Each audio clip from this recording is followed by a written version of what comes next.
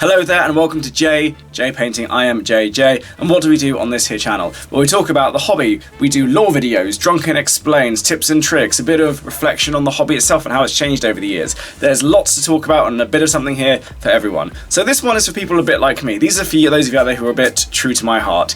If you're returning to the hobby after an extended absence, especially those of you who didn't get much time with 8th edition and have come from the years of 4th to 7th edition and have found yourself in 9th edition, it's a bit of a crazy time. A lot has changed, a lot has also stayed the same, but mostly it has changed quite a lot. So today is going to be a few bits of advice to help you get your head out of 7th edition and into the current 9th edition golden age. And for today we are going to be painting this model right here. Yes, a very 9th edition-y model if I do say so. So without further ado, let's crack on. If you're anything like me, that is to say, started the hobby way back between the years of 4th and 6th edition, then you'll probably realise how much of a shake-up 8th and 9th have been only after you've really started playing. And there are quite a few things to bear in mind and to understand, and even just to get out of your head entirely when it comes to playing 8th and 9th edition. I do stand by what I say, that I think 8th and 9th edition are still probably the strongest and definitely the most interesting, and in a lot of respects the most fun editions that 40k have ever had. But obviously there are changes that everyone needs to get used to, and for those of us older players who are set in our ways somewhat and have trouble moving on from the past, there are things that we need to unlearn and to learn in order to move forward, and let's get into those today.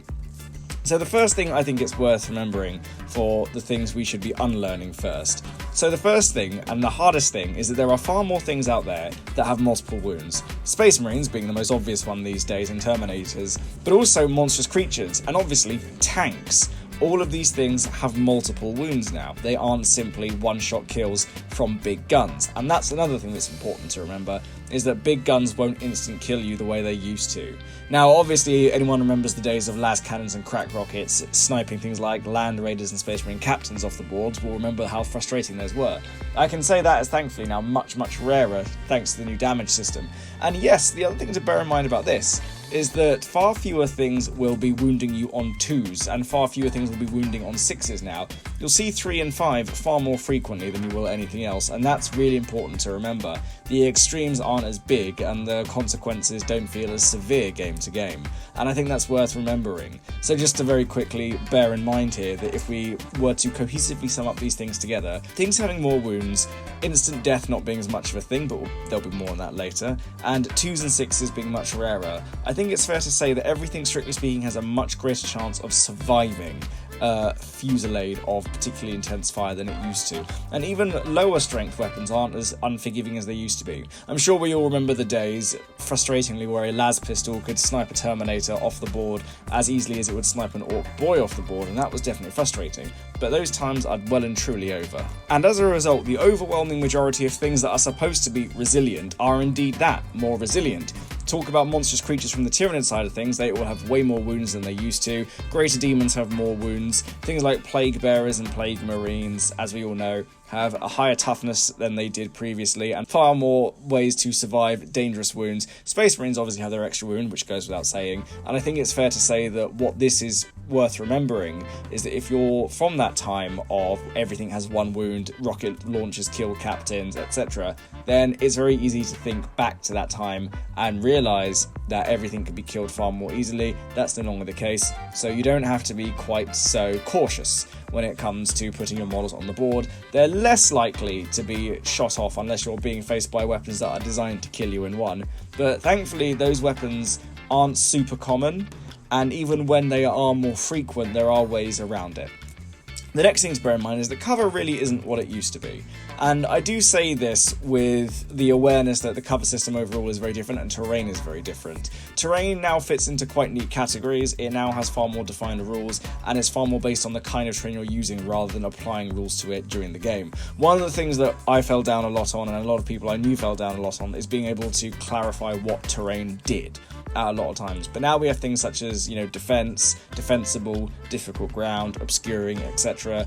Area terrain is a thing again, it hasn't been for a while. is now far more straightforward to understand. Difficult terrain is not really what it used to be. There's far less random chance when it comes to moving across terrain. Dangerous terrain, thankfully, is a thing of the past, and obviously obscuring terrain is now a lot more straightforward. And because of that, when it comes to using terrain and using cover, everything now very much fits into modifiers. Obviously, you know, dense terrain is subtracting from hit rolls, and light terrain is boosting your save against ranged attacks. And because of that, it does give us this very useful barometer of getting to know the battlefield a lot quicker than you did back in the day, where everything was basically just giving you a cover save and that was it, and everything else was a bit inconvenient. So in terms of putting units on the board and thinking about the speed of your units, it's no longer dangerous to drive things through or to land fast things onto terrain. It's actually the tactical advantage it always should have been. So for those of you who didn't like things like assault marines back in the days, or were a bit wary about running vehicles into buildings, then even though they can't do it now, that's something which is quite straightforward, but you're no longer going to be punished for landing things in buildings from on high. And the other thing to remember is that because cover saves aren't a thing unto themselves anymore, it does also mean that there's an entire category of saves that you don't have to think about. It's now just straightforward armor save or invulnerable save, and anything else is a modifier to the former and much less to the latter. And that's good, that's really how it should be. But the other thing to remember with that is that because cover isn't what it used to be anymore, and the overall damage output of most armies has changed quite drastically, it no longer means you need to terrain hug unless you're trying to stay out of sight. In which case, fair enough. But you don't need to stay out of sight unless you're trying to hide from something very specific overall, and that's something which is worth remembering as well. So just to quickly summarise on this point, if you're going to think about damage output in relation to terrain, you don't need to hide in terrain to quite the extent that you did back in the days of 4th through 7th, as it is no longer as much of a factor to you being shot or even being charged in combat anymore, as your opponents are no longer requiring to have frag grenades in order to fight in the initiative step, because the initiative step is gone. So the other thing to bear in mind from all of this, just as a side note, is that when it comes to thinking about terrain, because it's a lot more streamlined, and also because it's a lot more specific and a bit more cohesive, it means that things become very clear very quickly as to what the terrain is, what it does, and how it functions in game. So that's something else just to bear in mind. Now, the next thing I want to talk to you all about is all about transports. If, like me, you probably remember the day where everything, if it was a Space Marine, needed to go in a Rhino to stay alive, it needed to go in a Chimera. If it was a Guardsman, it needed to go into a Raider if it was Drakari. Now, for the latter two, I'd say that's still true, but for tankier units, they don't need it so much, and Orcs don't need it quite as much either. So, unless you desperately want a speed rushing army, at this stage, having transports is not the bonus it used to be. Transports very much used to be mobile cover, but most transport units are now far more expensive than they were back in the days of 4th through 7th edition. And you have to remember that because your offensive capabilities are quite different now as well, a few reliable weapons that could put out a solid amount of firepower, and that would kill monsters or vehicles without too much hassle. But because now all vehicles have wounds and all monsters have more wounds, it does mean that you're going to be in a position where you're going to need to maximise on your heavy weapons where you can. One las cannon, unfortunately, is no longer enough for something like a Land Raider, and even one Dark Lance, unfortunately, is no longer enough for most vehicles that are bigger than land speeders, sadly. So if you are going to take transports, you have to remember that's going to cost you, especially if you're going to need those points to put more heavy weapons in elsewhere. And the one thing that a lot of people have said is that Land Raiders really aren't that great, and I'm not entirely inclined to agree. Yes, they are a massive point sink, but ultimately they can still put out quite a lot of firepower, and I've played several games both with and against Land Raiders, and I'll tell you one thing, they are very hard to kill. That fact hasn't changed. It's largely the application that I think people get wrong with Land Raiders. And this brings me on to my next point actually, and that's heavy vehicles. Heavy vehicles, so I'm talking about things that are big heavy vehicles, big tanks, big walkers, all the stuff that people were a little bit nervous about using before. And if you were remembering back in the days where we had things such as hull points and armor values for our vehicles rather than anything else, then you will understand what I mean. Ultimately, heavy vehicles were both much stronger and much weaker back in the day. Yes, most weapons couldn't harm you, but it only took one lucky shot from a las cannon to kill your Land Raider stone dead, and that was 265 points off the board straight away. Nowadays, your Land Raider has 16 wounds, and it will take a lot of bolt fire to take him off the board, but obviously bolters can now wound Land Raiders, so there is a trade-off there. But what it does mean that just because something can wound you doesn't mean it reliably always will, and this is the same for heavy weapons as well.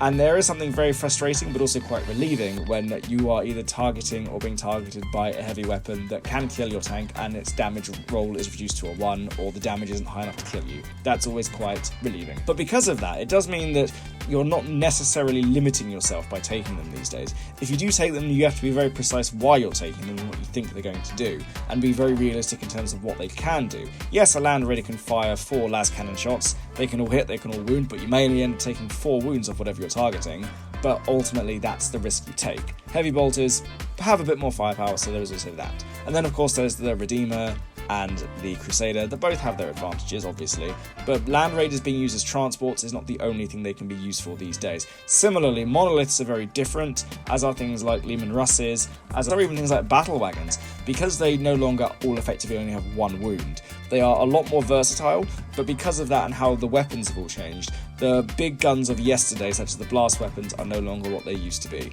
So if you're used to seeing things like Lehman Russes and Vindicators and Whirlwinds, dropping blast templates everywhere, definitely the powerhouses back in the day, but that's just not how they work anymore. If anything, due to how the blast and damage rules work, most of those weapons are now slightly more effective as anti-tank weapons or anti-monster weapons because of the potential for a higher damage output than anything else. That's not a guarantee necessarily, but that is something to remember. So just to really quickly summarise this point on big guns and big tanks. Big tanks are more sturdy, but obviously if you're going to take a big tank, you need to be very precise as to what you're going to use it for, and make sure that if you do use it in game, you're going to use it for that purpose. Big guns are not the unit killers they used to be. And even though the blast rule has changed that somewhat, it's still overall not quite enough to bring it back to where it was. And if you are going to use them, you're probably better served overall reliably using them on other vehicles or monsters, simply because even though you do need a bit of luck, you can still take quite a few wounds off of something the size of a Carnifex or another tank with a bit more reliability than hoping you'll get enough damage on a unit of Plague Marines or a unit of Poxwalkers. And this brings me on to the last hiccup that I had trouble overcoming, the last thing that I really struggled with getting my head out of when it came to 7th edition and into 9th edition, and that was the straight translation. Out on this one for a second. In the past, from 4th to 7th edition, the game itself at large was largely the same. Now that's not to say nothing changed, lots of things changed over those years, but ultimately the core concepts and the core principles of the system remained largely the same, and similar enough that there were certain things that if they worked in 5th edition, they would reliably work in 6th edition. Now, obviously that's not universal, but that's a broad enough group that there are definitely things that overlapped with that. And then one of the big examples was tanks didn't change a huge amount, so vehicle rushing was still viable from 4th edition right through to 7th edition. The introduction of the psychic phase meant that if you're taking psychers, they, if anything, became more powerful and became more reliable as they were refined, and they largely remained the same throughout. And then obviously one of the really important ones to bear in mind is deep striking armies obviously went from being something which was very unreliable to being quite reliable now because you no longer scatter at all.